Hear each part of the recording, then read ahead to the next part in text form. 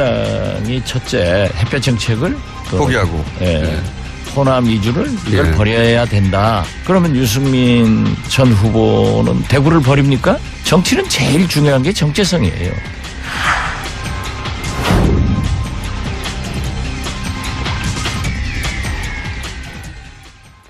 네, 자유한국당과 국민의당이 바른정당을 향해서 뜨거운 구애전을 펼치고 있어서 정계 개편 논의가 뜨겁습니다. 이 바른정당 통합파와 한국당 간 통합 논의에 있어서 이 바른정당과 국민의당 통합 얘기도 또 나오는 이 야권발 정계 개편에 대해서 한 줄 평을 좀 들어보도록 하겠습니다. 한 줄 평을 적어 주셨는데 야권발 정계 개편에 대한 기막힌 한 줄 평 부탁드리도록 하겠습니다. 네. 양지열 변호사님 119요? 꼭 잡아야 됩니까?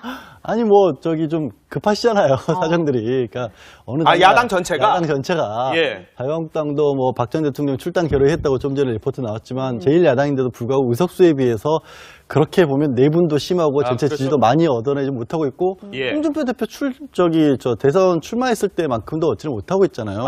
국민의당은 더 급하죠. 국민의당 지금 안철수 대표 사실 구국의 결단으로 나서서 내가 나가지 않으면 국민의당 살아날 수 없다고 했는데 여론조사 결과는 아직까지 자체 조사 결과에서도 꼴등했었잖아요.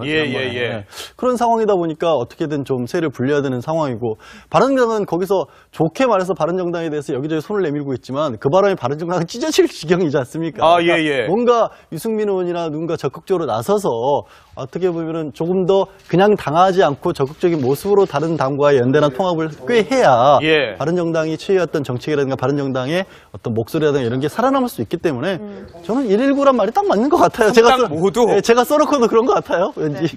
소국장께서는 이 야권발 정계 개편에 대해서 생존 모색, 판 바꾸기라고 표현을 하셨습니다. 기본 맥락은 양 변호사 이야기한 부분이랑 비슷하고요. 그러니까 유승민 의원이나 안철수 대표 입장에서 지금 뭔가 어떤 구조의 변화를 가져오지 않으면 생존 자체가 어려운 상황으로 점점 몰려가고 있다라는 생각을 하는 것이고 그렇기 때문에 두 사람의 정치적인 이해관계가 일치하고 있다 지금. 그러니까 약간의 여러 가지 어떤 정책 노선상의 차이가 있지만 그 부분은 저는 뭐 충분히 조정될 수 있는 수준이다. 그렇게 좀 생각을 하고요. 그러면서 동시에 이제 유승민 의원이나 안철수 대표는 단순히 이게 국민의당과 바른정당 일부가 합치는 것을 넘어서서 이 판을 좀 바꿔야 된다. 그러니까 완전히요. 그렇습니다. 그러니까 유승민 의원이 이야기한 자유한국당의 일부까지 합류할 수 있다라는 부분이 저는 이제 그런 맥락으로 보거든요. 그렇기 때문에 지금 이 자유한국당을 그러니까 낡은 보수 세력으로 몰아붙이면서 보수의 중심 세력으로 가져가는 것이 이제 유승민 의원과 안철수 대표의 장기적인 구상이 아닌가. 저는 그것이 이제 시작됐다고 지금 봐야 되지 않는가. 뭐 그런 측면에서 이제 판 바꾸기, 구도의 변화. 이것이 또 지방선거에서도 어차피 선거의 기본은 뭐 구도 아니겠습니까? 그렇기 때문에 현재의 이 4자 구도를 3자 구도로 바꾸고 3자 구도 안에서도 상당한 정치적인 힘을 갖는 쪽으로 탈바꿈하기 위해서는 뭔가 좀 변화가 불가피하다. 야권의 이니셔티브는 국민의당과 바른정당의 통합. 이 두 당의 통합당이 가져갈 것이다. 두 사람의 노림수는 지금 그걸 노리고 가고 있다라고 저는 보는 거죠. 그렇군요. 본부장님은 양극단 배제, 실용 중도 욕구 충족이라고. 그러니까 정계 개편 움직임이 최근 대체 확 바뀌었습니다. 처음에는 그 바른정당의 통합파, 그리고 자유한국당 이렇게 합치고 그 역작용으로 또 민주당과 국민의당이 합칠 것이다 이런 예상이 나왔는데 그랬었죠. 갑자기 바뀌었어요. 그러니까 이 중도 우파, 그러니까 바른정당과 국민의당이 중도당, 바른정당과 국민의당이 합치게 되면은 이 중도 세력이 탄생하게 되죠. 그리고 또 국민의당은 호남이 위주고 바른정당은 영남이 많습니다. 그러니까 영호남이 또 그 통합을 하는 이런 그 상당한 그 정치사적으로 의미가 있죠. 그러니까 지금까지는 양극단해서 그러니까 보수, 극보수, 극진보 뭐 이렇게 충돌이 있었고 또 이쪽에는 친박, 이쪽에는 친문 뭐 이렇게 그 양극단에 대한 또 회의감도 있었습니다. 그것이 지난 작년에 총선 때 좀 그 국민의당이 선전을 하면서 그 국민들의 욕구가 있었죠. 중도당이 있었던 욕구. 그러니까는 지금 정계 개편이 일어난 거 그 수요가 생긴 거예요. 그 수요가 생겼기 때문에 중도당에 대한 그 국민들의 수요가 생겼기 때문에 그것을 공급하는 측면에서 두 당의 통합이 지금 논의가 되고 있는 것이죠. 서정욱 변호사께서는 굉장히 길게 써주셨는데 결과적으로 보자면 지금의 이 움직임은 결국 보수 중도 진보의 3당 체제로 가는 것이다. 이렇게 보는 거군요. 그렇죠. 저는 이념에 따라 3당 체제로 재편되는데 바로 이게 두 변수예요. 바로 이게 경제와 안보입니다. 바로 이게 경제도 보수고 안보도 보수가 바로 이게 보수예요. 이게 자유한국당과 그다음에 우리 바른당에서 통합파 있잖아요. 예. 김무성 의원계. 예. 이분들이 모여서 정통 보수가 되고. 예. 그다음에 안철수 후보에게 유승민 있잖아요. 예. 이런 분들에게 안보는 보수예요. 예. 근데 경제는 진보거든요. 아하. 바로 이게 중도가 되는 거예요. 예. 그래서 이게 중도로서 두 당이 통합하고, 그다음에 마지막 진보는 경제도 진보, 그다음에 안보도 진보 있잖아요. 예. 이게 바로 민주당하고 중요한 게 국민의당에서 박지원 의원계 호남. 예. 이분들에게 안보도 진보예요. 아, 햇빛 예. 정책. 그래서 이분들은 유승민, 안철수를 같이 가기 힘들기 때문에 일부는 탈당을 해서 바로 이게 민주당으로 가든지, 예. 이게 그냥 미니 호남당을 하나 만들든지, 예. 뭔가 이게 안보 쪽에서 확실히 다르기 때문에, 따라서 이게 저는 이념에 따라서 두 가지 변수에 따라 3당 체제로 바뀌지 않을까. 이게 제 예상입니다. 그런데 중도 세력 또 영원함 통합 이 세력이 참 그 명분적으로는 굉장히 좋은 말이죠. 그렇죠. 굉장히 명분상으로는 좋습니다. 영원한 통합이 얼마나 좋습니까? 그런데 예. 그 홍준표 대표가 그런 말을 했어요. 바른정당과 국민의당이 합치면은 영남에서 호남에서 다 배척당할 거다 이야기했습니다. 예. 잘못하면 그렇게 돼요. 네. 양쪽에서 다 배척을 당하고 또 보수 진영, 그 진보 진영에서 다 배척을 당할 수도 있어요. 예. 그렇지만은 잘만 하면은 양쪽의 보수 진보 진영에서 일부분 중도 성향의 그 유권자들을 확보를 할 수 있고 예. 영원하면서도 확보를 할 수 있는 그런 상황이죠. 그러니까는 이 보수 그러니까 중도 정당이 출연한다는 것이 상당히 좀 정치적인 실험이 될 거예요. 아하. 자, 여기서 지금 서 변호사님이 얘기하셨습니다만 박지원 의원이란 이름이 지금 계속해서 네. 나오고 있습니다. 정계 개편의 또 핵심에 박지원 의원이 떠오르고 있는 모습인데 유승민 의원은 거듭 부인했습니다만은 일부 보도에 유승민 의원이 국민의당과 바른정당이 통합하기 위해서는 박지원 의원을 탈당시켜야 된다, 출당시켜야 된다 이런 얘기가 있었다라고 보도가 나왔었거든요. 네. 자, 여기서 OX로 질문을 드리도록 하겠습니다. 과연 안철수 대표가 박지원 의원과 결별을 할 수 있을 것이다, 아니다, 결별한다, 아니다. 안철수 대표와 박지원 전 대표 결별한다, 아니다. OX로 좀 답을 해주시기를 부탁드리도록 하겠습니다. 네. 유승민 의원과 관련된 발언이 나오니까 박지원 대표 같은 경우는 좀 불편한 심경을 또 드러나기도 했는데 OX 의견을 좀 보겠습니다. 모두 다 결별할 것이다라고 오 의견을 다 주셨습니다. 저는 이게 한마디로요. 조금 전에 이게 말했잖아요. 바로 이게 안보 문제, 햇볕 정책. 네. 예를 들어 박지원 대표는 DJ의 대북 정책의 개성자거든요. 그럼요. 예. 그럼 이게 햇볕 정책인데 유승민 의원이나 안철수 이런 분들에게 안보에 대해서는 보수거든요. 그게 이념적으로 도저히 같이 갈 수가 없는 거고, 또 이게 지역적으로도 약간 이게 호남 있기 때문에 저는 결별할 걸로 예상하는데, 다만 이게 박지원 의원이 탈당해서 다시 민주당 갈지, 아니면 아까 조금 전에 말한 꼬마 민주당으로 호남당을 하나 더 만들지, 그런 게 좀 지켜봐야 될 것 같아요. 국민의당 전체 국회의원은 40명이죠. 예. 이 중에서 호남이 23명입니다. 호남이 23명인데 결국은 안철수 대표의 정치적 앞날을 보면은 탈호남이 필요합니다. 지난 총선 때 호남 박스권에 너무 같이 있었던 그런 느낌이 있거든요. 그러니까 박지원 의원과 결별한다는 것은 결국 탈호남을 하겠다는 그런 의지의 표현이 되고, 그 대신 박지원 전 대표 세력의 부족한 부분을 유승민 의원에게 찾겠다는 것이죠. 그렇게 된다면은 양쪽 다 취할 수는 없어요. 양쪽 다 취할 수는 없고, 특히 박지원 전 대표와 같이 가려고 하면은 지금까지 했던 어떤 실험의 실패, 대선에서나 어떤 호남에 갇혀버리는 그런 한계가 있기 때문에 새로운 시도를 하기 위해서라도 두 사람 다 취할 수가 없기 때문에 박지원 전 대표와는 결별을 하고 유승민 의원과는 결합을 하는 그런 노선으로 가는 방향을 정한 것 같아요. 송 본부장께서는 그러니까는 안철수 대표가 박지원 대표에게 부족한 부분을 유승민 대표에게서 전 대표에게서 찾겠다 이런 의견을 주셨는데, 저는 지난번에 안철수 대표가 이제 대표에 출마하기로 결심했을 때 있지 않습니까?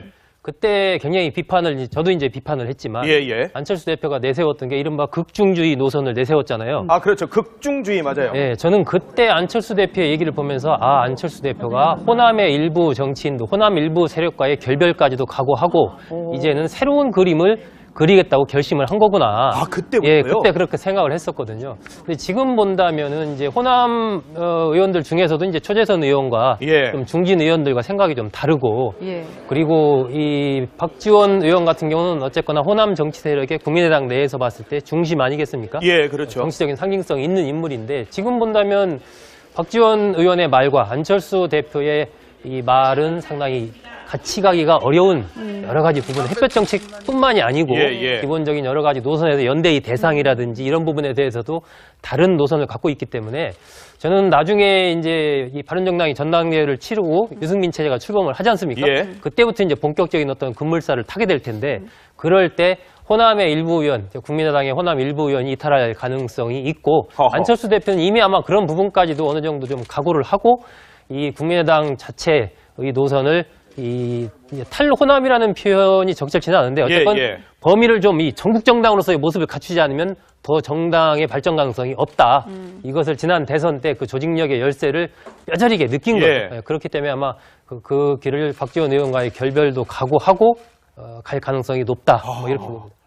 아니 국민의당 안철수 대표와 그 박지원 대표가 결별하느냐 이 질문을 저희가 드렸을 때 한 분쯤은 분명 반대 의견이 나올 거라고 저희 생각을 했거든요. 모두 다 놀라워요, 양 변호사님. 사실은 안철수 대표가 되기 전에 국민의당에서 무슨 일이 벌어졌습니까?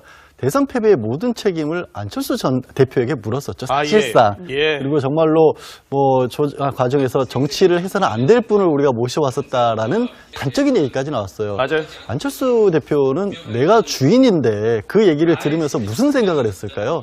저는 이거는 거의 이미 예정된 얘기였다라고 보이고요.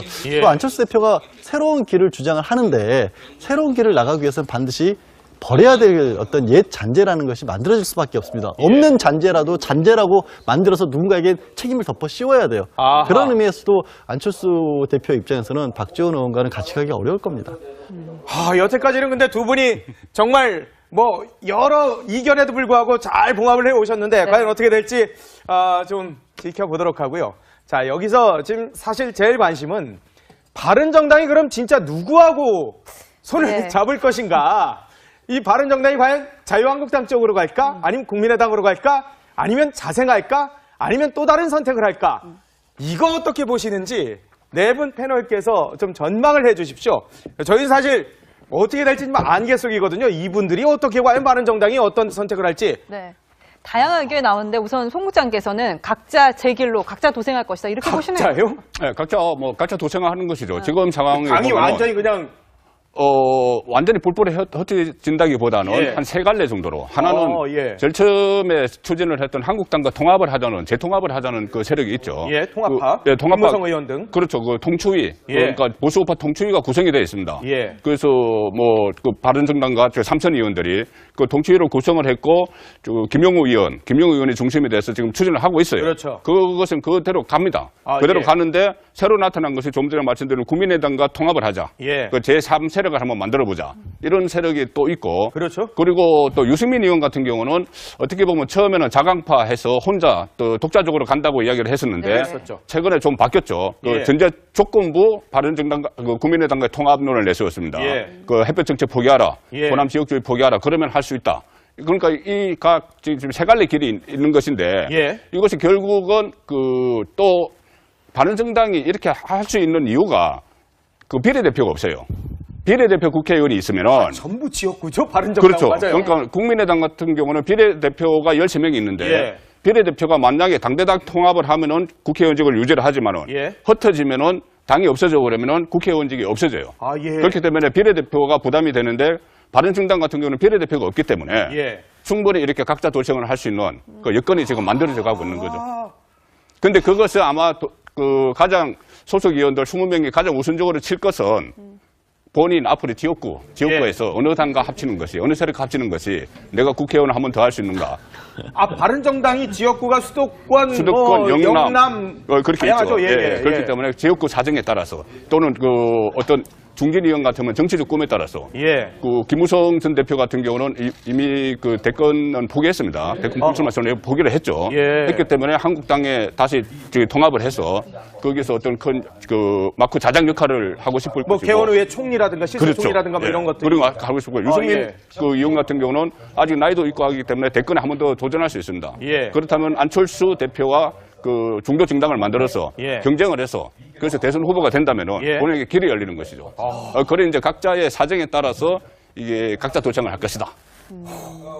서정욱 변호사께서는 바른정당 내 통합파와 자강파가 각각 다른 길을 갈 거라고 이렇게 보시는군요. 그쪽에 저는 분열은 필수고요. 다음에 이게 그 시기만 선택이다. 예를 들어 이게 시기가 이제 보수 대통합, 예를 들어 이게 탈당해서 자유한국당과 보수가 먼저 통합될지, 아니면 이게 국민의당하고 중도 통합이 먼저 될지, 이게 시기는 선후 관계는 봐야 되지만 둘 다 이게 지방선거 전에는 분명히 될 거고요. 네. 저는 이게 분열이 될 수밖에 없는데 한 말씀을 드리면 이게 우리 정당사를 보면 항상 이게 일시적으로는 3당 체제가 됐더라도 곧 이게 양당 체제로 다 돌아갔거든요. 국민들의 이념을 조사해 보면 중도가 많지만 실제 선거에서는 이게 보수와 진보로 양극단이 많기 때문에 과연 이게 새로운 제3당 체제 실험이 성공할지 안 할지는 결국에 유승민 의원이나 안철수 대표의 어떤 정치력 앞으로 행보에 따라 좌우될 수밖에 없다. 이렇게 봅니다. 네. 양지열 변호사님께서는 해체한다.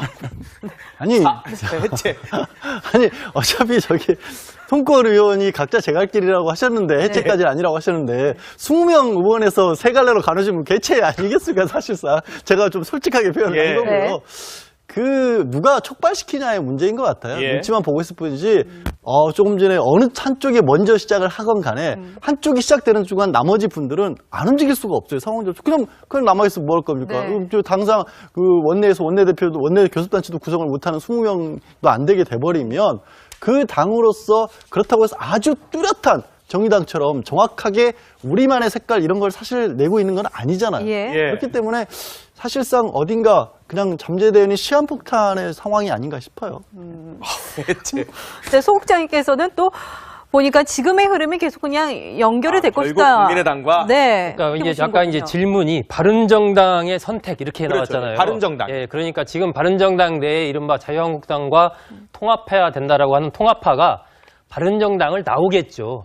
바른정당은 그대로 있고 바른정당을 나와서 자유한국당으로 입당을 하는 겁니다. 재입당. 바른정당은 일부 탈당하는 이후에 그렇죠. 11월 13일 날 지금 전당대회를 치르기로 이미 결의가 돼서 그 흐름으로 지금은 가고 있어요. 그러니까 11월 13일 날 전당대회를 치르게 될 거고 그러면 유승민 대표 체제가 이제 탄생을 하겠죠.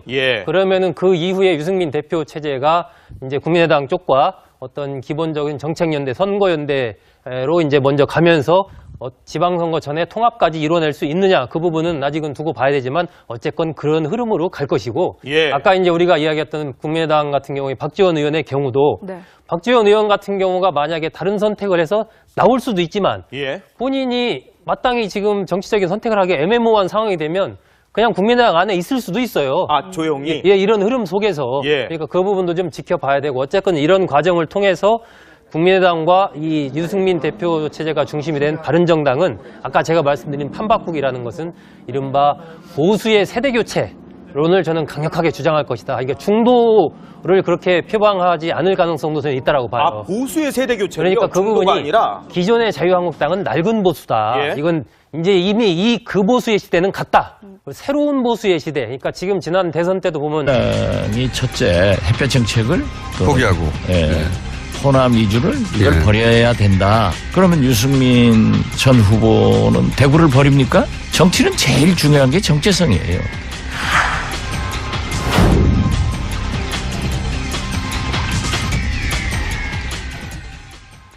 네, 자유한국당과 국민의당이 바른정당을 향해서 뜨거운 구회전을 펼치고 있어서 정계 개편 논의가 뜨겁습니다. 이 바른정당 통합파와 한국당 간 통합 논의에 있어서 이 바른정당과 국민의당 통합 얘기도 또 나오는 이 야권발 정계 개편에 대해서 한 줄 평을 좀 들어보도록 하겠습니다. 한 줄 평을 적어 주셨는데 야권발 정계 개편에 대한 기막힌 한 줄 평 부탁드리도록 하겠습니다. 네. 양지열 변호사님 119요? 꼭 나와야 됩니까? 아니 뭐 저기 좀 급하시잖아요 사정들이. 그러니까 어느 야당 전체가 자유한국당도 뭐 박 전 대통령 출당 결의했다고 좀 전에 리포트 나왔지만 제1야당인데도 불구하고 의석수에 비해서 그렇게 보면 내분도 심하고 전체 지지도 많이 얻어내지 못하고 있고 홍준표 대표 대선 출마했을 때만큼도 얻지를 못하고 있잖아요. 국민의당은 더 급하죠. 국민의당 지금 안철수 대표 사실 구국의 결단으로 나서서 내가 나가지 않으면 국민의당 살아날 수 없다고 했는데 여론조사 결과는 아직까지 자체 조사 결과에서도 꼴등했었잖아요. 지난번에. 그런 상황이다 보니까 어떻게든 좀 세를 불려야 되는 상황이고 바른정당은 거기서 좋게 말해서 바른정당에 대해서 여기저기 손을 내밀고 있지만 그 바람에 바른정당은 찢어질 지경이지 않습니까? 그러니까 뭔가 유승민 의원이나 누군가 적극적으로 나서서 어떻게 보면은 조금 더 그냥 당하지 않고 적극적인 모습으로 다른 당과의 연대나 통합을 꽤 해야 바른정당이 취해왔던 정책이라든가 바른정당의 어떤 목소리라든가 이런 게 살아남을 수 있기 때문에 저는 119란 말이 딱 맞는 것 같아요. 제가 써놓고도 그런 것 같아요. 왠지. 소 국장께서는 이 야권발 정계 개편에 대해서 생존 모색, 판 바꾸기라고 표현을 하셨습니다. 기본 맥락은 양 변호사 이야기한 부분이랑 비슷하고요. 그러니까 유승민 자, 이 박근혜 전 대통령 인권 침해 논란이 촉발이 되고 있는 그런 모습입니다. 수감된 구치소 독거실 면적 얘기까지 국감에서 나오는데, 자, 이런 와중에 최순실 씨가 또 등장합니다. 나도 인권 침해 당하고 있거든. 미국 사망한 원비어 같은 일을 당하고 있거든. 이런 얘기를 하고 있는 상황. 자, 이 상황들, 이 패널분들은 어떻게 생각하시는지 기막힌 한 줄 평 부탁드리도록 하겠습니다. 자, 지금 인권 문제들을 계속 들고 나오고 있는 박근혜 전 대통령 측이라고 할 수 있는 MH그룹과 그리고 최순실 씨의 모습들. 자, 양재열 변호사부터 볼까요? 네. 극장의 우상이요? 이게 이제 프랜시스 베이컨의 4개의 우상설 중에 하나였는데, 그러니까 연극 무대, 이렇게 연극 무대라 요즘은 극장인 거죠. 거기서 보여지는 어떤 세계를 관객들이 너무 믿은 나머지 진짜 세계와 그 세계를 혼돈하게 된다라는 그런 얘기입니다. 지금 뭐 박 전 대통령의 최순실 같은 경우에 그 주된 무대의 배우들이고, 어떻게 보면 기존에 그분들이 정권을 장악하고 있었을 때의 체제에 대해서 아직까지도 그분들을 지지하는 분들이 또 있는 거예요. 그게 옳은 일이었다. 지금도 뭐 집회를 하고 있어요. 그렇기 때문에 그 분들의 어떤 지지를 계속해서 끌어나가지 않고는 자신들이 살아갈 수 있는 길도 별로 없어 보인다는 생각을 하고 있기 때문에 여전히 그 무대를 이어가고 싶어 하는 것 같다. 그렇기 때문에 이 자신들이 정치적인 보복, 법적인 현상이 아니라 정치적으로 뭔가가 문제가 있다는 것을 끊임없이 얘기를 하고 있고, 거기에 발맞춰서 또 관객들이 호응을 해주고 있잖아요. 그래서 그 연극을 계속해서 하고 있는 게 아닌가 싶습니다. 소 국장님께서는 묻어가기라는 의견을 주셨는데 지금 박 전 대통령의 이건 최순실 얘기 같아요. 예, 최순실 씨가 얼마 전에 이제 박 전 대통령이 그 미국의 MH그룹 쪽에서 해서 인권 침해 주장을 이렇게 하면서 어떤 구속영장 재발부가 부당하다 이렇게 얘기를 했는데, 지금 최순실 씨도 비슷한 얘기를 하고 있지 않습니까? 왜 그렇게 얘기할까? 결국은 이렇게 이 이슈화된 속에서 자신도 박 전 대통령 그 부분에 인권 침해 논란에 같이 묻어가면서 결국 노리는 것은 이제 그 2차 구속영장 만료가 11월 19일이에요.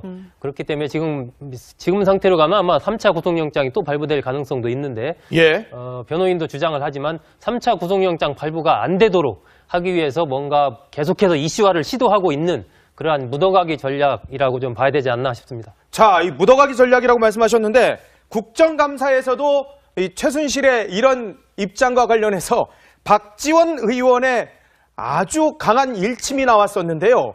박 전 의원의 얘기 잠시 들어보고 가도록 하겠습니다. 이 꼴뚜기가 뛰니까 망둥이도 뛴다는 말이 있어요. 박근혜가 뛰니까 최순실도 뛰더라고요. 최순실은 공만 있었다면 자기가 원배어가 됐다. 그런데 최순실이 공로가 있어요. 최소한 우리 대한민국에는 고문이 존재하지 않는다는 것을 세계 만방에 홍보해 줬단 말이에요.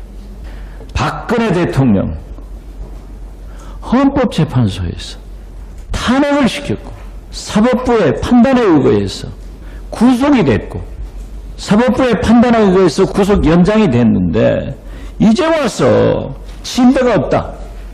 이건 무슨 구치소가 5성급 호텔이 아니에요. 저도 살아봤어요. 꼴뚜기가 뛰니까 망둥이가 뛴다라는 표현을 쓰면서 최순실에 대해서 강한 질타를 했었는데, 자, 본부장님은 박근혜 전 대통령 정치투쟁 여론전이라고 해주셨고, 최순실은 적반하장이라고 해주셨습니다. 저는 완전 분리해서 봐야 됩니다. 우리가 딱 1년 됐어요. 작년 10월 달에 태블릿 PC가 발견이 되고 최순실 씨가 독일에서 귀국하고 딱 1년 됐습니다. 1년이 됐는데 불과 1년 사이에 그 두 사람은 같이 영어의 몸이 돼 있지만은 지금 박근혜 전 대통령이 제안하는 바가 있어요. 본인은 일단 수단으로는 그 그러니까 재판 보이콧을 사실상 했죠. 보이콧을 했고, 이 목적이 뭐냐 하면은 그렇다면 그 지금부터는 그 법리 논쟁을 하지 않고 여론전, 정치투쟁을 해서 네. 우호 세력을 만들겠다. 예. 우호 세력, 당장 오늘도 집회가 시작이 됐죠. 그렇죠. 지금도 열리고 있어요. 조은진 의원 같은 경우 대한애국당 단식하고 있고요. 예. 이런 이제 여론전에 나서면서 결과적으로는 이것이 어차피 재판이 여론 재판이라고 보기 때문에 네. 여론을 우세하게 이끌어 가게 되면은 재판에도 좋은 영향을 미칠 수 있다는 그 판단까지 했겠죠. 그러니까 어떤 뚜렷한 목적이 있어서 박근혜 전 대통령은 그 재판 보이콧을 하는 것이고, 아까 무드각이라고 말씀하셨는데 최순실 씨 같은 경우는 예. 이 사태를 만든 장본인이죠. 그렇죠. 물론 그 관리 책임은 박근혜 전 대통령이 있지만 이 사태를 만든 장본인인데 본인이 일반 재수자들도 다 같이 겪는 일, 다 예. 같이 겪는 일, 뭐 화장실에 뭐 칸막이가 없다든가 다 같이 예. 겪는 일이에요. 아, 그렇죠. 예, 그것을 다른 재소사들. 예, 예. 다 똑같습니다. 예. 그것을 가지고 본인이 이 어떤 인권 침해를 당하고 있다는 식으로 이야기하는 것은 한마디로 적반하장이죠. 아하. 서정욱 변호사님은 한눈에 봐서는 잘 이해는 안 됩니다. 대공지정의 재판으로 법치와 인권 강화의 계기. 대공지정. 저는 이게 헌재 재판할 때 그 재판관들이 쓴 용어입니다. 어허. 지극히 이게 공정하고 바른 자세. 아, 이게 예. 대공지정인데요.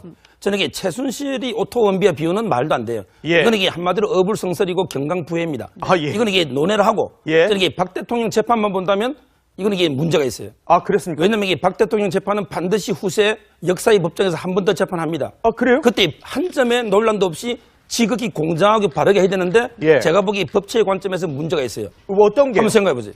예를 들어 이게 주사에 전두환 노태우 대통령이 주 2했는데 재판을 이게 거부하고 투쟁했습니다. 예. 주 4에는 세계 유례가 없어요. 아, 예. 이게 주 4회로 무리하게 했으면 6개월이 끝내든지, 예. 아니면 이게 1년 연장하려면 주 2회만 하든지, 예. 주 4회로 하면서 또 이게 재판을 연기하고. 아. 제가 보기에 이 절차가요. 저는 이게 도저히 납득이 안 되는 게 주 4회 재판도 무리지만 이번에 연장 부분 있잖아요. 예. 이것도 이게 SK 롯데는 이미 심리가 다 끝났는데 예. 이걸 가지고 이게 다시 증거 인멸, 정인 해유에 우려가 있다. 예. 이런 이유로 이게 연장해버리지 않습니까? 아, 예. 따라서 이게 박 대통령은 지금 재판을 거부 상태고 예. 이렇게 되면 이게 어떤 결론이 나오든지 정당성이 희석되기 때문에 아하. 저는 이게 어떠한 논란도 안 남기도록 철저하고 공정하게 불구 속에서 심리를 철저하게 한 다음에 예. 다시 이게 유죄가 되면 또 이게 법정 구속하고 예. 이게 법리거든요. 예. 왜 법에 따라 안 하느냐? 저는 이게 이런 의문을 제기하는 겁니다. 재판 절차상에 하자가 있다고 보시는 거군요. 논란이 있던 그게 아, 논란이요? 물론 변의 대립이 있으니까 예. 뭐 제가 이게 100% 하자를 할 수는 없지만 예. 옛날 다른 사건 보면요 전두환 노태우 대통령 때는 내란제 심리하다가 뇌물을 못하니까 6개월 연장한 건 맞아요. 예. 근데 이번은 다른 게 이미 SK 롯데 심리는 정인심을 다 끝났다는 거예요. 예. 다 끝난 걸 가지고 6개월 연장해서 다시 이게 정인 해유한다.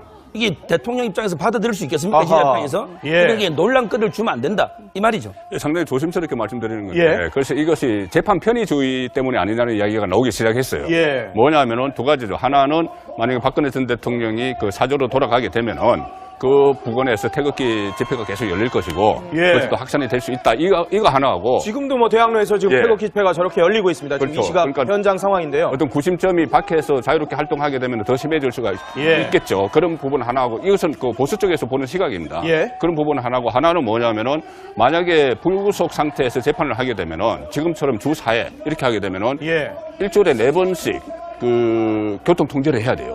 아하, 예. 박근혜 전 대통령이 그 만약에 전직 출소를 하게 대통령이기 되면은 때문에. 경호를 받아야 됩니다. 네. 그 경호는 받게 돼 있어요. 그 무죄 추정의 원칙에 의해서. 예. 경호를 받는다면 그런 상황이 복잡해지고, 또 저번에 법원에 처음에 출두할 때도 그 모든 민원인들이 전부 다 민원이 올수습됐습니다. 예. 그런데 그런 일이 반복이 될 거다. 아하. 그렇기 때문에 재판 편의주의에 의해서 그 이렇게 구속 기간 연장한 거 아니냐. 예. 그런 그 지적이 보수 쪽에서 나오고 있는 거죠. 아, 양 변호사님 어떻게 보십니까? 지금 이제 그런 말씀들이 나오는 게 현실이잖아요. 예. 저는 이제 거기에 대해서는 뭐 여러 가지 반대 의견이 있지만 예. 그걸 접고 예. 이런 생각을 해봐요. 그러면 최순실 입장에서는 예. 이렇게 움직일 수밖에 없는 거예요. 무슨 말씀이냐면 예. 박 전 대통령의 재판과 관련해서 여러 가지 얘기를 뭐 특히 뭐 일부 반대하는 분들이라든가 이런 분들이 이게 불공정한 여지가 있다는 얘기가 나오고 있고 예. 그 와중에 박 전 대통령이 재판까지 거부하고 이런 상황이 됐는데 예. 최순실과 공범으로 기소가 됐습니다. 그렇죠. 최순실이 가만히 있어서 재판을 다 받아버리면 아. 최순실이 정당한 재판을 통해서 유죄를 받고 공범이니까 박 전 대통령이 자동으로 유죄가 돼버리면 아. 이게 나중에 박 전 대통령이 할 말이 없는 거예요, 별로. 아, 예. 그 재판이 불공정하다고 얘기할 명분도 없어져 버리는 겁니다. 예. 그러니까 최순실도 나도 불공정한 재판이야. 원비어 얘기까지 하면서. 그래야 이게 짝이 맞는 거예요. 그러니까 아하. 굉장히 최순실은 복잡합니다, 머리가. 왜? 지난번에 영장 연장부에서 박 전 대통령이 거부 사유 밝히면서는 한 사람의 배신 때문이라고 사실상 최순실을 비난했잖아요. 그랬죠. 하지만 최순실 입장에서는 비난을 받아도 박 전 대통령을 바라볼 수밖에 없잖아요. 아, 예. 그래야 나도 사니까. 아. 그러니까 장단을 맞춰주는 거예요. 복잡하게 얽혀있는 두 분의 모습들, 거기에 또 MH그룹이라는 또 외부 또 세력까지 겹쳐져 있는 상황들인데, 자, 이런 가운데 또 여권 일부에서는 박근혜 전 대통령의 재판 거부를 강하게 비판하면서 정치적 망명하는 것 아니야? 이런 얘기까지 나오고 있다고 합니다. 들어보겠습니다. 국선 변호인의 조력을 거부하면 저는 고의적인 재판 방해에 해당된다고 생각합니다. 이걸 인권, 국제인권 어디에 가져가겠다라고 하는데, 이 정치적 망명을 시도하려는 의도를 가지고 의도적이지 않냐 하는 생각도 듭니다. 네, 이춘석 민주당 의원이 박 전 대통령이 정치적 망명을 시도하려고 한다라고 했습니다. 여기서 또 간략히 질문을 드려보겠습니다. OX입니다. 이 박 전 대통령 정치적 망명을 한다 O, 아니다 X라는 의견을 주시면 되겠는데 또 만장일치입니다. 만장일치 X. 정치적 망명은 없을 것이다. 이건 너무 나간 것이다. 라고 네. 보시는 거군요. 그러니까 CNN 보도, 그러니까 예. MH그룹이 이야기했던 그 인권 침해 부분 CNN 보도가 박근혜 전 대통령의 주장에서 나왔느냐. 예. 이게 그 핵심이거든요. 만약에 예. 박근혜 전 대통령이 내가 인권 침해를 당하고 있다. 그러니까는 MH그룹에서 자문을 받아서 CNN에 보도하도록 해라. 이렇게 했으면은 예. 정치적 망명 이야기가 가능하죠. 아, 예. 그런데 그것이 아니고 지금까지 드러난 것은 박근혜 전 대통령은 주변 사람 만나는 사람은 없습니다. 유영아 변호사가 유일하고. 아, 그렇죠. 예, 그렇기 때문에 그 변호인 쪽에서도 MH그룹에 대해서는 잘 모른다는 이야기고. 예. 그렇기 때문에 박근혜 전 대통령의 의사가 아닌 것으로 드러나고 있죠. 예. 그러니까 그 변호사 딕슨 변호사인가요? 예, 그 변호사, 딕슨. 예, 변호사가 얼마 전에 그 한국 언론에 광고도 냈습니다. 광고도 내고 그 국제인권단체에서 조사를 하고 있다. 예. 광고를 내고 했고 그 변호사의 연락처까지 그 광고 밑에다 다 적었어요. 예. 그렇게 된다면은 그리고 또 그 변호사가 이 인권 침해 이야기를 박근혜 전 대통령이 직접 들은 것이 아니고 지인이나 지지자한테 들었다고 이야기를 했거든요. 아, 예. 그렇게 됐다면은 어떤 열성 지지자들이 그런 문제를 제기했을 것이고 예. 그게 박근혜 전 대통령의 의중에 실려 있지 않다면은 정치적 망명이라고 보기는 시도를 한다고 보기는 어려운 거죠. 혹시 서 변호사님이 MH그룹에 저는 이게 전혀 아니고요. 아마 제가 알기로 이게 미국의 자생적 친박 단체들 있잖아요. 아, 김경호 그렇죠. 변호사 예. 있는 거고요. 저는 이게 박 대통령이 현실적인 형사 재판을 포기한 거는 맞아요. 아. 현실의 법정 재판을 포기했어요. 네. 예. 형량이 20년, 30년 관계 없습니다. 예, 그런 그렇지만 이게 박 말씀하셨다고 그래요. 대통령이 그러게 이제 어떤 재판하냐? 바로 이게 정치적 재판을 합니다. 광장에서 이게 정치적 재판을 하고요. 예. 좀 더 나아가면 이게 역사의 법정에서 역사적 재판을 벌입니다. 예. 제가 보기에 박 대통령은 시간은 걸리지만 진실은 언제나 이게 밝혀진다. 예. 시간은 많이 걸릴 거예요. 얼마나 아, 걸릴지 몰라도 예. 진실이 이게 반드시 밝혀진다는 각오로 재판 투쟁을 이제 정치 투쟁을 하는데 예. 근데 외국의 정치 망명이 말이 안 되잖아요. 저는 이게 그 가능성은 제로라 보이고요. 또 이게 박 대통령의 스타일을 보면 그분을 지지하든지 반대하든지 간에 예. 그분이 이게 어떤 나라에 대한 애국심 예. 그건 이게 저는 누구나 인정해야 된다고 봅니다. 예. 그분이 이게 나라를 버리고 망명 이거는 말도 안 되는 이야기죠. 그러니까 맞습니다. 박 전 대통령의 지금 행보를 보면은 법적으로 내가 어떤 승부를 보겠다 이런 생각보다는 정치적으로 명예회복을 예. 하겠다 이 생각이 확실히 강한 것 같습니다. 그렇기도 하고요. 네. 그냥 가능성 놓고 봤었을 때 가능성이 없어 보여요. 망명 가능성은, 정적 왜냐면 망명 이제 가능성은. MH 그룹이 아니라 딕슨 변호사인가 영국에 있는 변호사가 예. 과거에 카다피의 아들을 좀 살려줬다 이런 얘기 그랬다 나오는데 카다피는 리비아를 42년을 피로 다스렸던 인물입니다. 아, 그렇기 예. 때문에 그 자리에서 쫓겨날 때도 유혈 사태와 함께 쫓겨났고요. 그 주변 사람들에 대해서는 잘못을 했더라도 인권 침해 요소가 거론이 될 수 있습니다. 예. 사실 그리고 그 외국에 있는 정치인들에 대해서 국제사회가 개입을 해서 그 사람을 쫓아냈던 그런 이유도 있기 때문에 예. 뭔가 법적으로는 다툴 여지들이 있는데 박 전 대통령에 대한 과정은 국제사회가 관여할 만한 문제가 없어요. 거의. 아, 예. 그렇지 않습니까? 여러 가지 헌법재판소 고쳤고 법원 고쳤고 했기 때문에 그래서 사실 시도 자체가 가능성이 없다라고 봅니다. 아하. 소국장님. 박 전 대통령으로서는 이제 지난번에 영장이 재발부가 되면서 그 자체를 재판부로 인정할 수 없다라는 얘기 속에서는 이 영장 재발부 자체가 정치적인 어떤 그러한 행위다라고 보는 거죠. 예. 그렇기 때문에 나도 그럼 그에 맞서서 정치투쟁을 하겠다라는 얘기를 하는 것이고 지금 박 전 대통령이 망명할 가능성은 뭐 제로죠. 현실적으로 봤을 때나 예. 여러 가지 그동안 박 전 대통령의 그 성장 과정 같은 걸 본다든지 하면은 지금 우리나라의 이른바 하드웨어는 박 전 대통령의 아버지인 박정희 전 대통령이 만들어 놓은 거거든요. 예. 지금 우리 깔린 이 도로라든지 예. 큰 건물이라든지 기관들의 위치, 이게 박정희 대통령 통치 시절에 다 이렇게 됐단 말이에요. 예. 그때 박근혜 전 대통령이 청와대에서 있었지 않습니까? 그렇죠. 있으면서 같이 아버지랑 같이 이 여러 가지 그런 행위를 같이 했기 때문에 예. 박 전 대통령으로서는 이건 내가 만든 나라다라는 생각을 지금도 갖고 있을 거예요. 아마. 예. 그런데 내가 만든 나라를 떠난다는 게 있을 수가 있겠습니까? 네, 그건 뭐 전혀 가능성이 없는 얘기입니다. 네, 다음 주제로 좀 넘어가 보겠습니다. 문재인 정부 탈원전 정책에 제동이 걸렸습니다. 신고리 5, 6호기가 건설 재개로 결론이 났습니다. 준비한 영상 보시죠.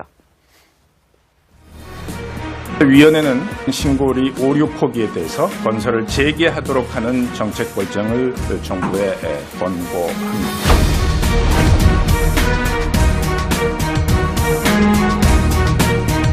신고리 공론화위원회의 건설 재개 공고안을 더불어민주당은 존중합니다. 건설 재개 결정은 사필 규정입니다. 문재인 대통령은 국민들에게 즉각 사과해야 합니다. 국민을 들먹이며 법위한 비용과 시간에 대한 반성이 필요합니다.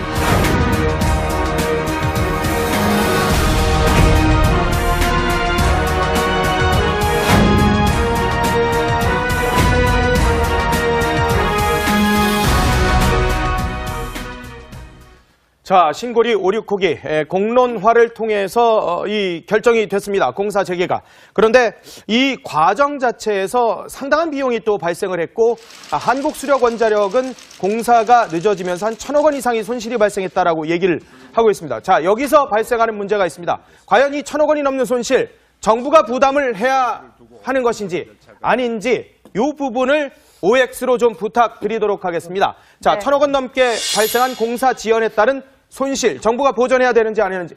보전해야 된다라는 분이 세 분입니다. 세 분, 아니다가 한 분입니다.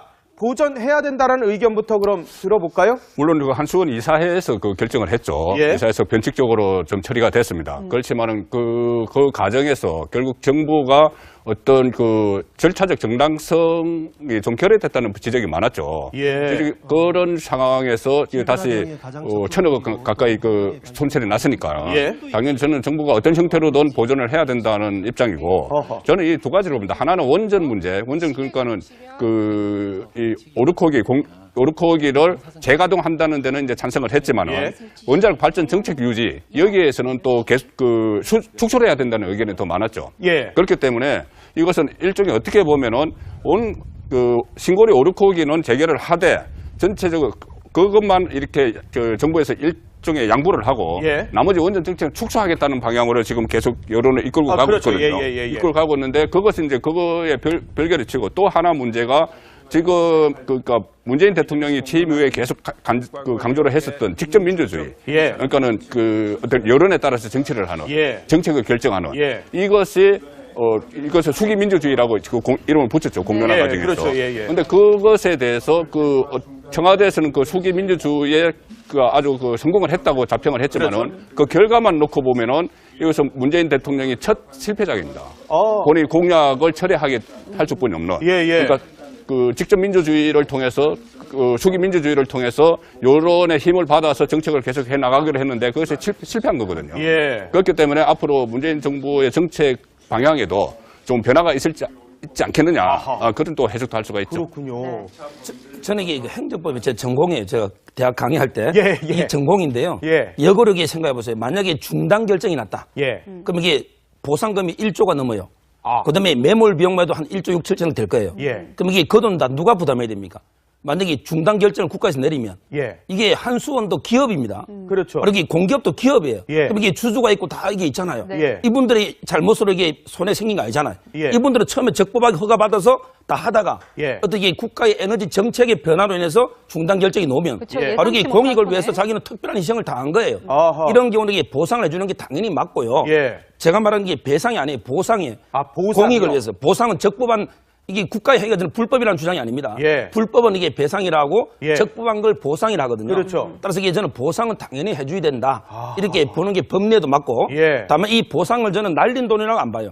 왜냐하면 이게 물론 1,000억 원의 어떤 국고가 국민의 혈세가 낭비는 될 수 있지만 그러나 이게 그만큼 또 우리 수기 민주주의 어떤 이게 갈등 해소하는 모델이 됐기 때문에 저는 이게 낭비된 돈이라고는 안 봅니다. 정부가 부담해야 된다는 의견을 변호사님께서 주셨으니까 반대로 또 양 변호사님의 의견 한번 들어보겠습니다.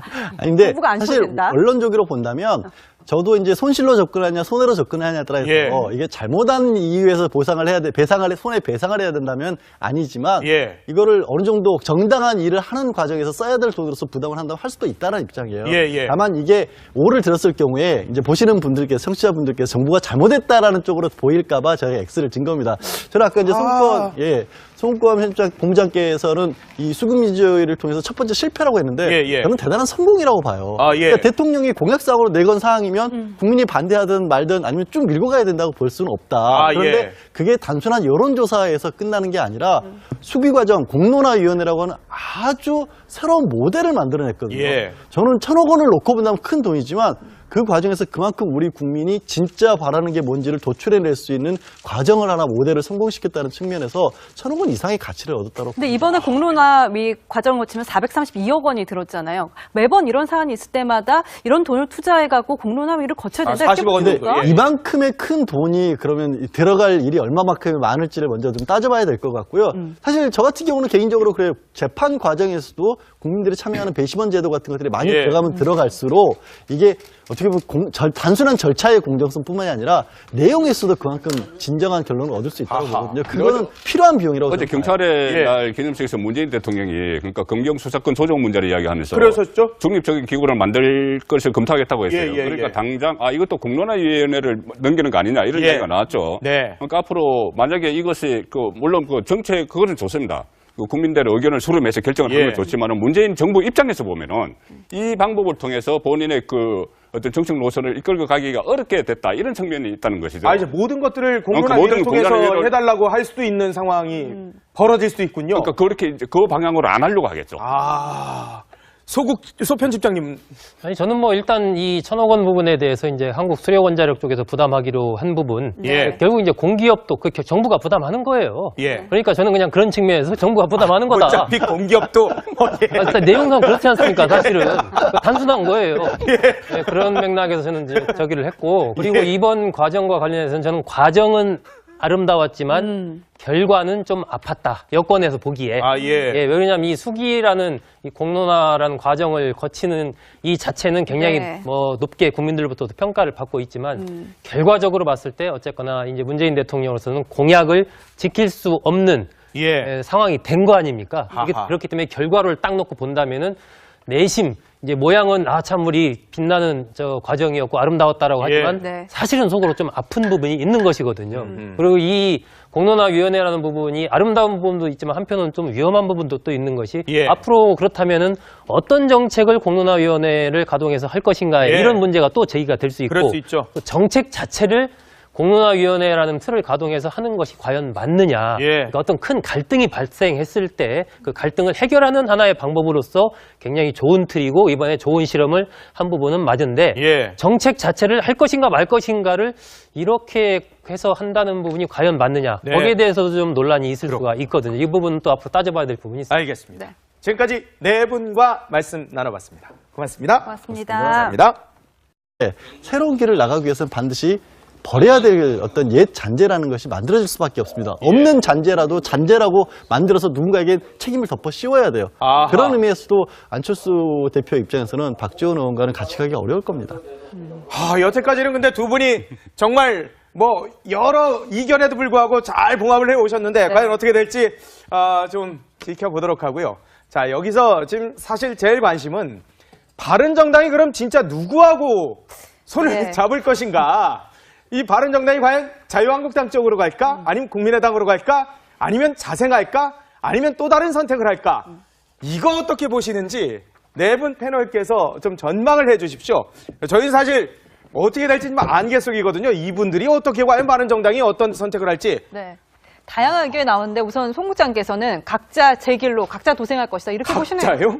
각자 각자 도생하는 것이죠. 지금 상황이 당이 완전히 그냥 완전히 뿔뿔이 흩어진다기보다는 예. 한 세 갈래 정도로. 하나는 예. 제일 처음에 추진을 했던 한국당과 통합을 하자는, 재통합을 하자는 그 세력이 있죠. 예, 통합파. 예, 통합파. 김무성 의원 등. 그렇죠. 그 통추위. 예. 그러니까 보수우파 통추위가 구성이 되어 있습니다. 예. 그래서 뭐, 그 바른정당과 저 삼선 의원들이 그 통추위로 구성을 했고, 김영우 의원이 중심이 돼서 지금 추진을 하고 있어요. 그렇죠. 그것은 그대로 갑니다. 아, 그대로 예. 가는데 새로 나타난 것이 좀 전에 말씀드린 국민의당과 통합을 하자. 예. 그 제3세력을 한번 만들어보자.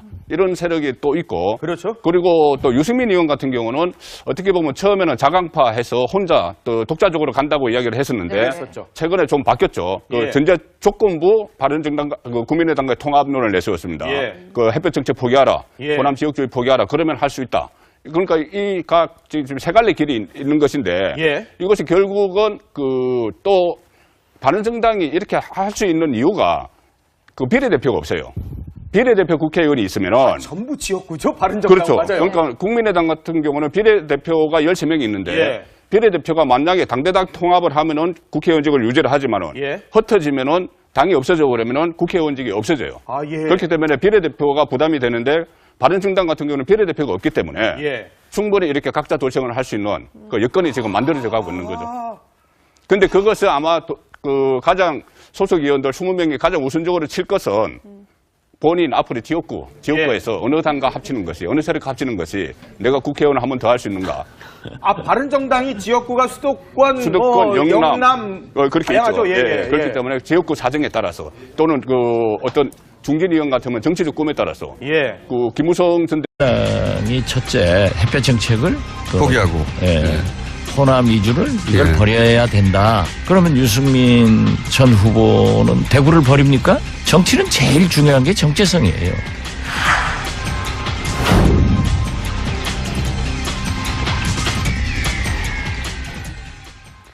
네, 자유한국당과 국민의당이 바른정당을 향해서 뜨거운 구회전을 펼치고 있어서 정계 개편 논의가 뜨겁습니다. 이 바른정당 통합파와 한국당 간 통합 논의에 있어서 이 바른정당과 국민의당 통합 얘기도 또 나오는 이 야권발 정계 개편에 대해서 한 줄 평을 좀 들어보도록 하겠습니다. 한 줄 평을 적어 주셨는데 야권발 정계 개편에 대한 기막힌 한 줄 평 부탁드리도록 하겠습니다. 네. 양지열 변호사님 119요? 꼭 잡아야 됩니까? 아니 뭐 저기 좀 급하시잖아요 사정들이. 그러니까 어느 아, 당이나- 야당 전체가? 예. 자유한국당도 뭐 박 전 대통령 출당 결의했다고 좀 전에 리포트 나왔지만 제1야당인데도 불구하고 의석수에 비해서 그렇게 보면 내분도 심하고 전체 그렇죠. 지지도 많이 얻어내지 못하고 있고 예. 홍준표 대표 대선 출마했을 때만큼도 얻지를 못하고 있잖아요. 아, 예. 국민의당은 더 급하죠. 국민의당 지금 안철수 대표 사실 구국의 결단으로 나서서 내가 나가지 않으면 국민의당 살아날 수 없다고 했는데 여론조사 결과는 아직까지 자체 조사 결과에서도 꼴등했었잖아요. 예, 지난번에. 예, 예.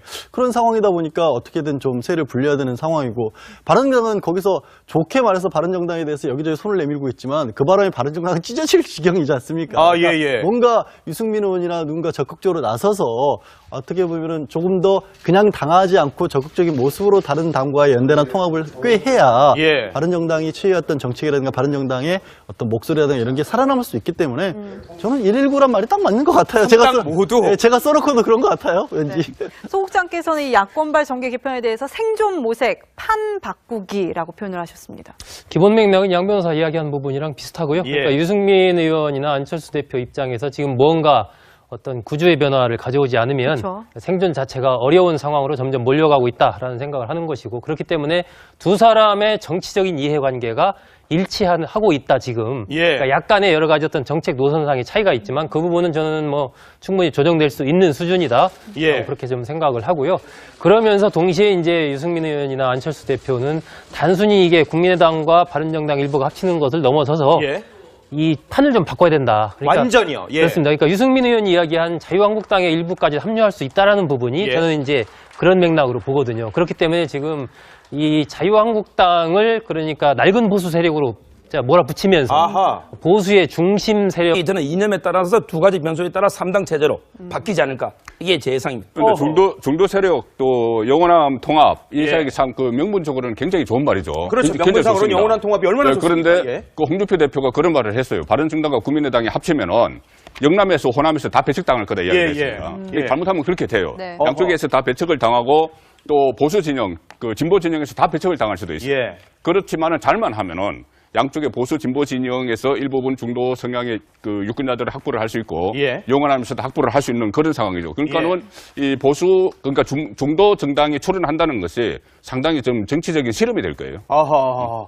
자, 여기서 지금 뭐 서 변호사님이 얘기하셨습니다만 박지원 의원이란 이름이 지금 계속해서 네. 나오고 있습니다. 정계 개편의 또 핵심에 박지원 의원이 떠오르고 있는 모습인데 유승민 의원은 거듭 부인했습니다만은 일부 보도에 유승민 의원이 자 국민의당과 바른정당이 통합하기 위해서는 박지원 의원을 탈당시켜야 된다, 출당시켜야 된다 이런 얘기가 있었다라고 보도가 나왔었거든요. 네. 자 여기서 OX로 질문을 드리도록 하겠습니다. 과연 안철수 대표가 박지원 의원과 결별을 할 수 있을 것이다, 아니다, 결별한다, 아니다. 안철수 대표와 박지원 전 대표 결별한다, 아니다. OX로 좀 답을 해주시기를 부탁드리도록 하겠습니다. 네.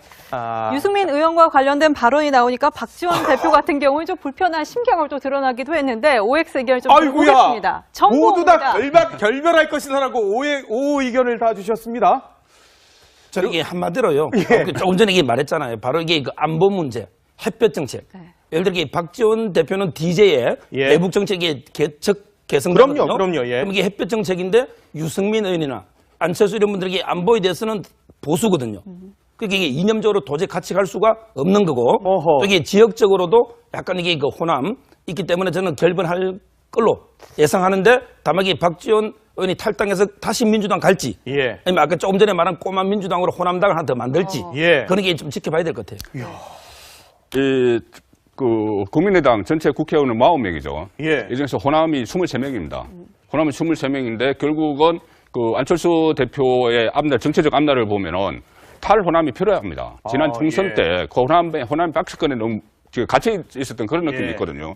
그러니까 박지원 의원과 결별을 한다는 것은 결국 탈호남을 하겠다는 그런 의지의 표현이 되고 그 대신 그 박지원 전 대표 세력의 부족한 부분을 유승민 의원에게 찾겠다는 것이죠. 그렇게 된다면은 양쪽 다 취할 수는 없어요. 양쪽 다 취할 수는 없고 특히 박지원 전 대표와 같이 가려고 하면은 지금까지 했던 그 어떤 실험의 실패, 뭐 대선에서나 그 어떤 호남에 갇혀버리는 그런 한계가 있기 때문에 새로운 시도를 하기 위해서라도 두 사람 다 취할 수가 없기 때문에 박지원 전 대표와는 결별을 하고 유승민 의원과는 결합을 하는 그런 노선으로 가는 방향을 정한 것 같아요.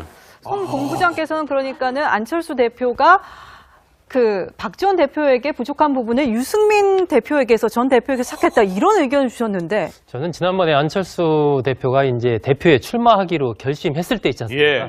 그때 굉장히 저도 이제 비판을 했지만 안철수 대표가 내세웠던 게 이른바 극중주의 노선을 내세웠잖아요. 그렇죠. 극중주의 맞아요. 저는 그때 안철수 대표의 얘기를 보면서 안철수 대표가 호남의 일부 정치인도 호남 일부 세력과의 결별까지도 각오하고 이제는 새로운 그림을 그리겠다고 결심을 한 거구나. 그때부터요? 그때 그렇게 생각을 했었거든요. 근데 지금 본다면은 이제 호남 의원들 중에서도 이제 초재선 의원과 좀 중진 의원들과 생각이 좀 다르고 그리고 이 박지원 의원 같은 경우는 어쨌거나 호남 정치 세력의 국민의당 내에서 봤을 때 중심 아니겠습니까? 그렇죠. 정치적인 상징성이 있는 인물인데 지금 본다면 박지원 의원의 말과 안철수 대표의 이 말은 상당히 같이 가기가 어려운 여러 가지 부분, 햇볕 정책뿐만이 아니고 기본적인 여러 가지 노선에서 연대의 대상이라든지 이런 부분에 대해서도 다른 노선을 갖고 있기 때문에 저는 나중에 이제 이 바른정당이 전당대회를 치르고 유승민 체제가 출범을 하지 않습니까?